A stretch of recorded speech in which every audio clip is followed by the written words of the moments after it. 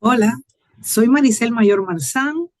Hoy los invito a una nueva programación de miércoles literarios con una invitada de lujo. Hoy tenemos en el programa a la catedrática Marta García de la Universidad de la Florida Central.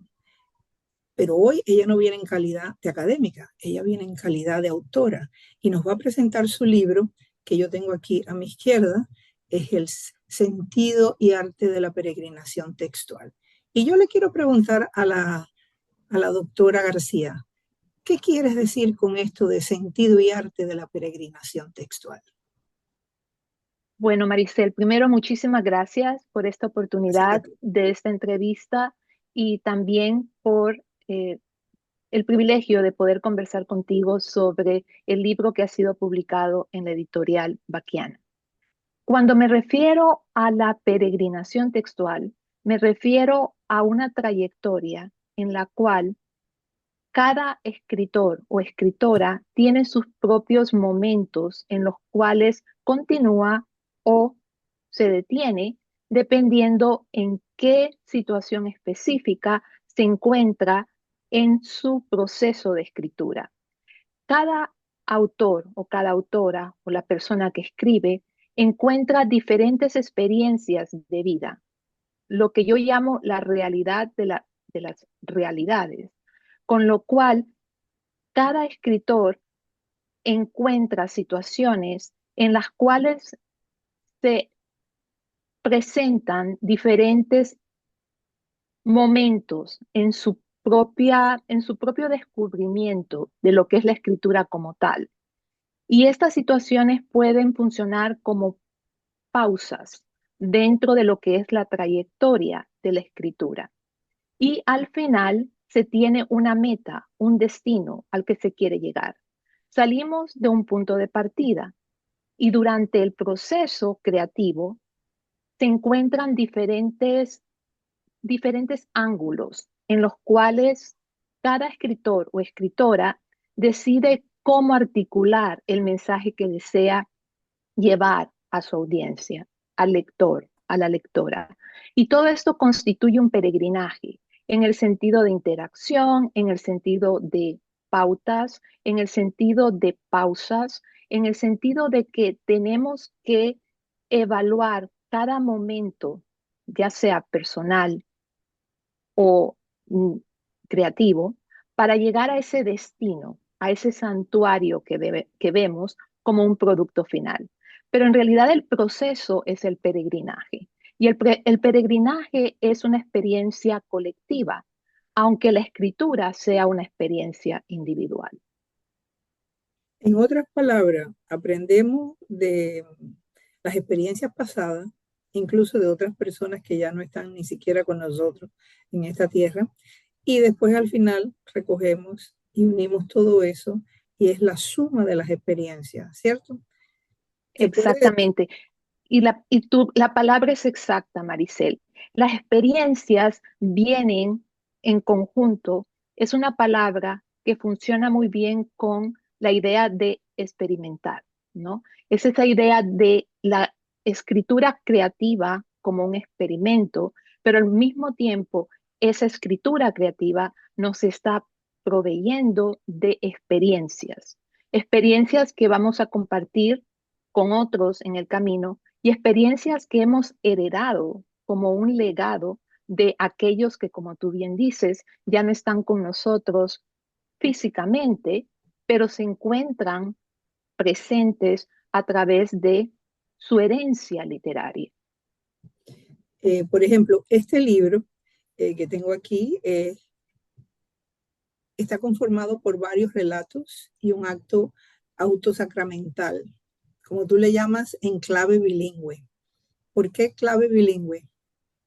En clave bilingüe porque El original de todos estos relatos y también el original de la adaptación de este auto sacramental que se encuentra inspirado en la obra La vida es sueño de Pedro Calderón de la Barca, se escribieron originalmente en español para un público en español, pero yo los he traducido al inglés con la con el ánimo de que esta información llegue a un público amplio. Entonces, la decisión de traducirlo al inglés parte del hecho de que la obra se ha escrito originalmente en español, pero al mismo tiempo se espera que esta obra llegue a un público bilingüe. Perfecto.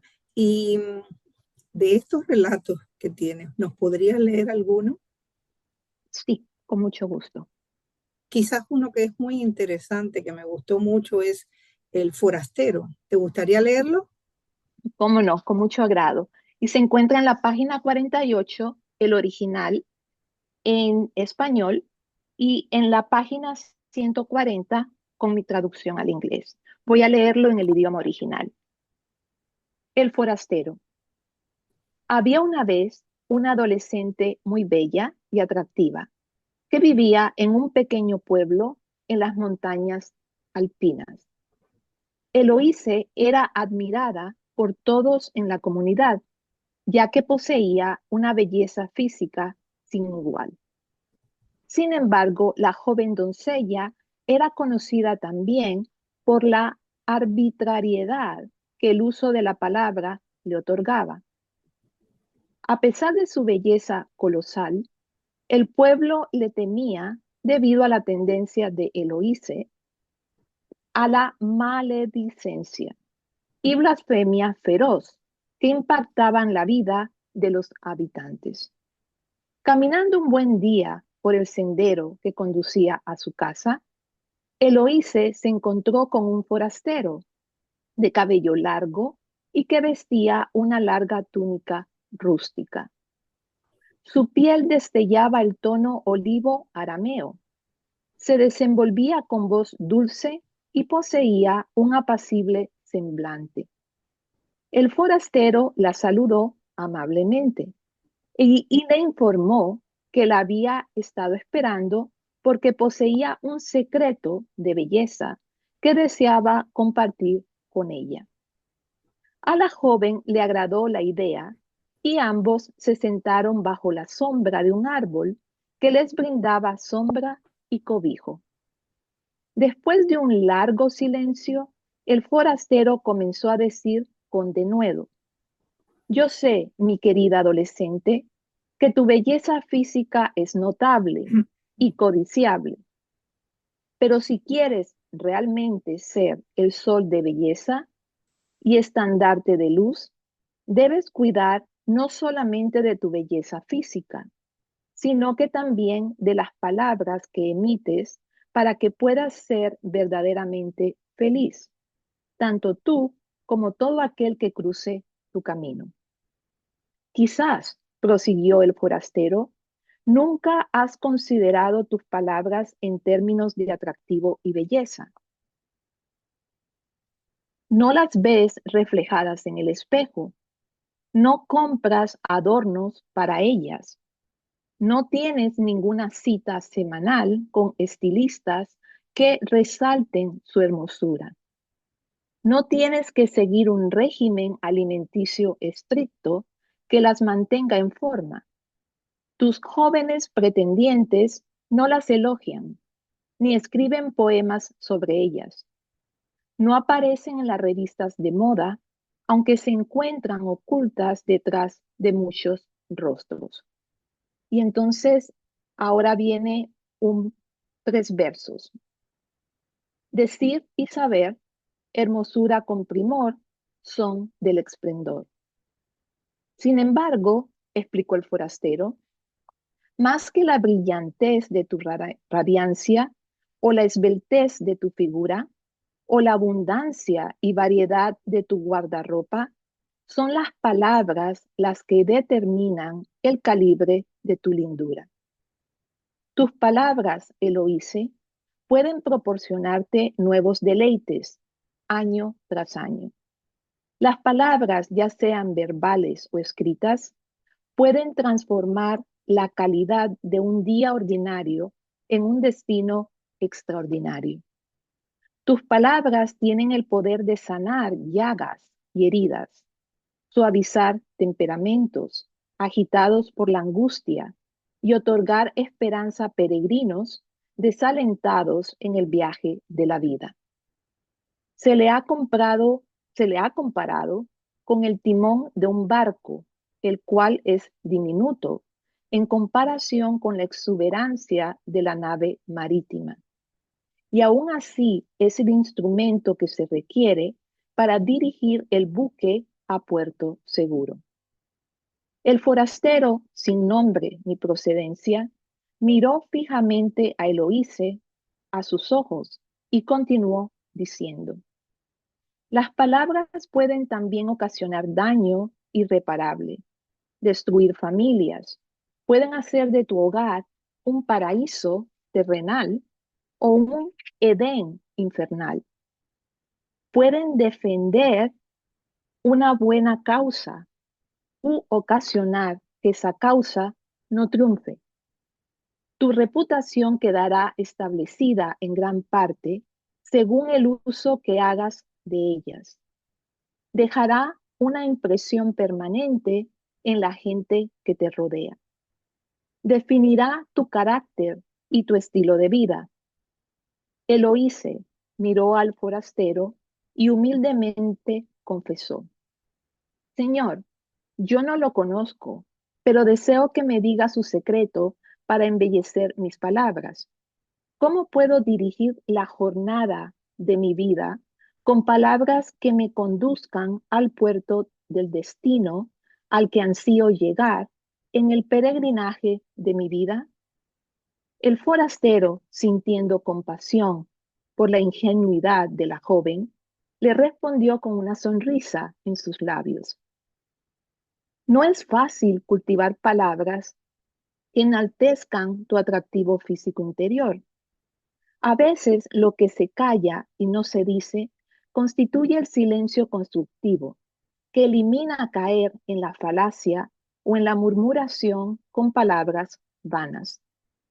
Esto promueve la armonía y evita interferir en el camino ajeno. Escucha atentamente las palabras, sean tuyas o no. La humanidad agradece y se encuentra hambrienta por la carencia de palabras apreciativas que reconozcan el trabajo, legado y lágrimas derramadas en pro de un mejor porvenir. Las palabras que reflejan la piedad, gratitud y virtud enaltecen al que las emite. Y aquí vienen otros 3 versos. Tierra y mares, texto, oda y verbo, rumbos abiertos. Eloíse parecía abrumada por la explicación recibida y el forastero decidió brindarle una analogía que la ayudara a comprender la magnitud del uso de las palabras.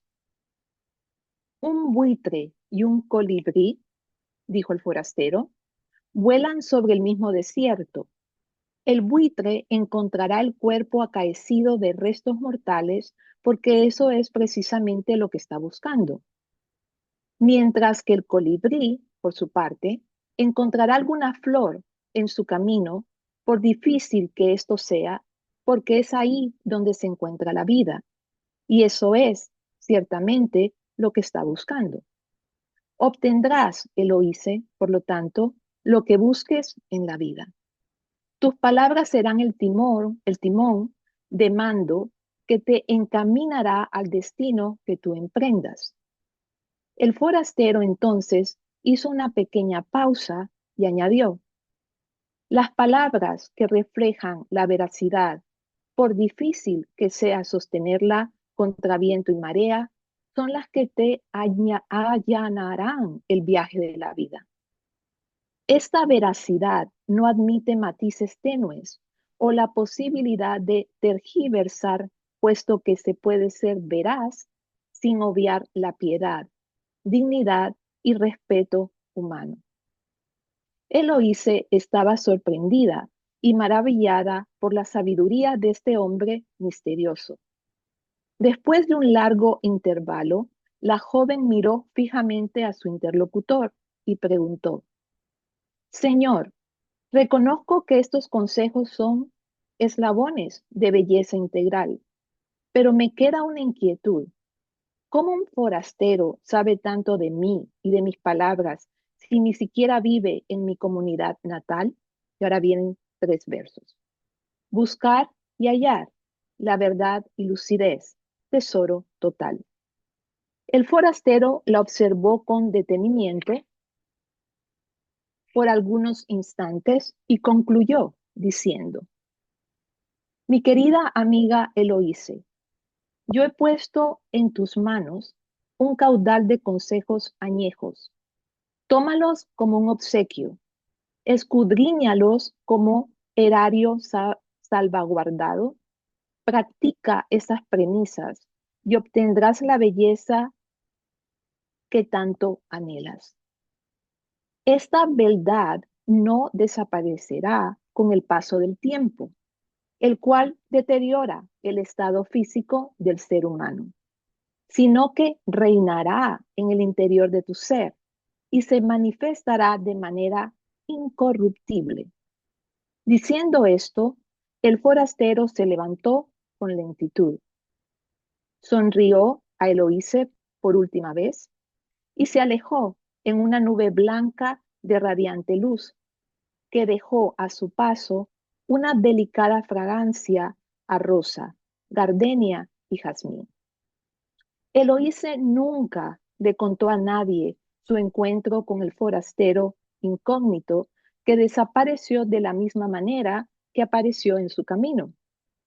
Años más tarde, el forastero visitó la misma comunidad en la que este relato se llevó a cabo y encontró con beneplácito el establecimiento situado en la avenida principal del pueblo, conocido por el nombre de Salón Integral de Belleza, cuya propietaria, según decía la gente, es la más bella poeta en la región alpina. Muy buena lectura y me encanta ese relato. Ese relato quizás es el último de todos los relatos que incluyes en este libro, pero es un resumen de lo que me habías explicado anteriormente, lo de la experiencia acumulada, lo de esto que se llama la peregrinación textual, que es de texto a texto se van transmitiendo experiencias y al final lo que llega a uno es una experiencia acumulada y yo también, mi experiencia se vuelve eventualmente en la experiencia de otros. Me parece muy lindo eso, de una manera muy fina que lo pusiste. Vamos a hablar un poco de tu acto sacramental, porque eso es un poco inusitado en esta época hablar de autos sacramentales, pero tú te has remontado a Calderón de la Barca para hacer esto, porque él tiene ese auto sacramental que se llama La vida es sueño, y te basaste en ese para escribir este que has escrito. Y yo te pregunto, ¿por qué lo hiciste? ¿Qué te Sí, motivó a hacerlo? muy buena pregunta, Maricel. La vida de sueño es una obra larga, no es un auto sacramental, es una obra extensa y es una de las obras teológicas de Pedro Calderón de la Barca, que era eh, su, su forma, ¿no?, de escribir obras teatrales y es parte de su dramaturgia. Pero La vida de sueño es una obra muy difícil de entender porque tiene que ver mucho con esa parte humana, física y hasta cierto punto también metafísica, ¿no? Lo que es en sí el contexto teológico. Sobre todo el teorema teatral es muy difícil de entender. Los monólogos, las conversaciones, el auto sacramental, que fue el que forma parte de esta colección, es una adaptación pedagógica, ¿no? Es una adaptación específicamente para estudiantes universitarios, inspirada en la obra mayor de Pedro Calderón de la Barca, La vida es sueño, que es, ¿no?, una obra extensa. Entonces, Pedro Calderón de la Barca escribió autos sacramentales con la intención de educar y compartir. No podemos decir hoy en día con la intención, por seguro, porque no tenemos una verdad universal, pero podemos percibir a través de su obra que su intención era guiar, orientar, educar, ¿no?, a las audiencias a través de estas pequeñas piezas de teatro sacro, como se conocía en ese entonces, y que cumplían una función muy importante a nivel comunitario. Esta obra en la cual yo tuve la oportunidad de adaptar para el ambiente universitario está inspirada en La vida es sueño, pero hasta cierto punto modernizada, de una manera que las audiencias contemporáneas pueden comprender la dimensión de lo que significaba un auto sacramental en ese momento y al mismo tiempo comenzar a apreciar la obra dramática de Pedro Calderón de la Barca. ¿Y has tenido alguna respuesta en vivo de alguno de tus estudiantes en relación a esto?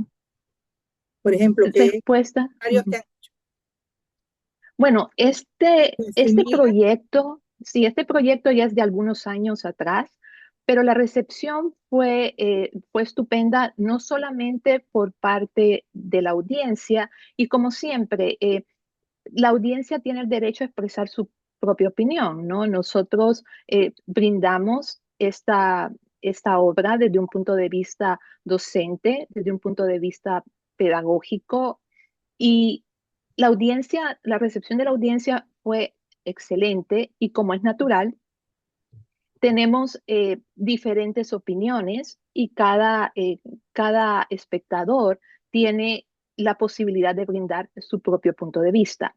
Ahora, los estudiantes que participaron en esta obra de teatro, que es la puesta en escena, son dos cosas diferentes, ¿no?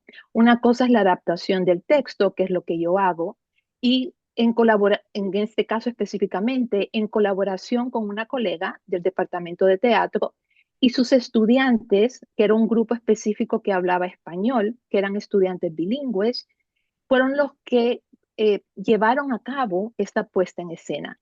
Para ellos fue una experiencia inolvidable y también como grupo, ¿no?, como equipo de trabajo, fue una experiencia muy agradable, muy productiva y muy fructífera, porque son estudiantes de teatro, pero al mismo tiempo lograron entender el proceso que implica la adaptación de un texto clásico dentro de lo que es el contexto moderno para sus propios estudiantes, en este caso, mi colega de teatro, que esta adaptación era para sus estudiantes, pero también los estudiantes para sus compañeros en general, que esa fue la primera audiencia.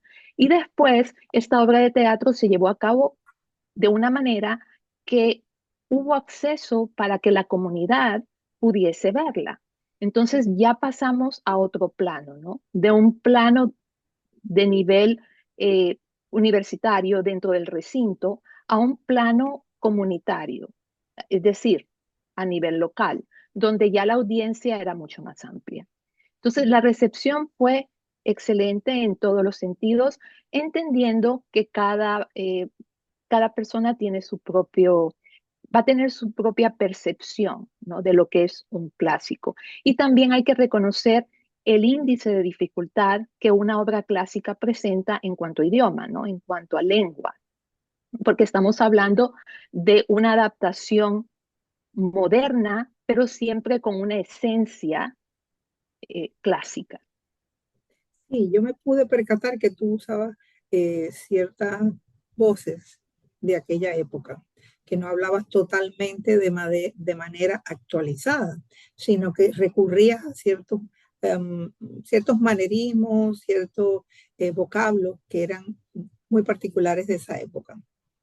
Me parece Exacto, que lo exactamente, lograste, sí, en tu, exactamente. Era, la idea era mantener la esencia de esa idea de un clásico adaptado para audiencias específicas.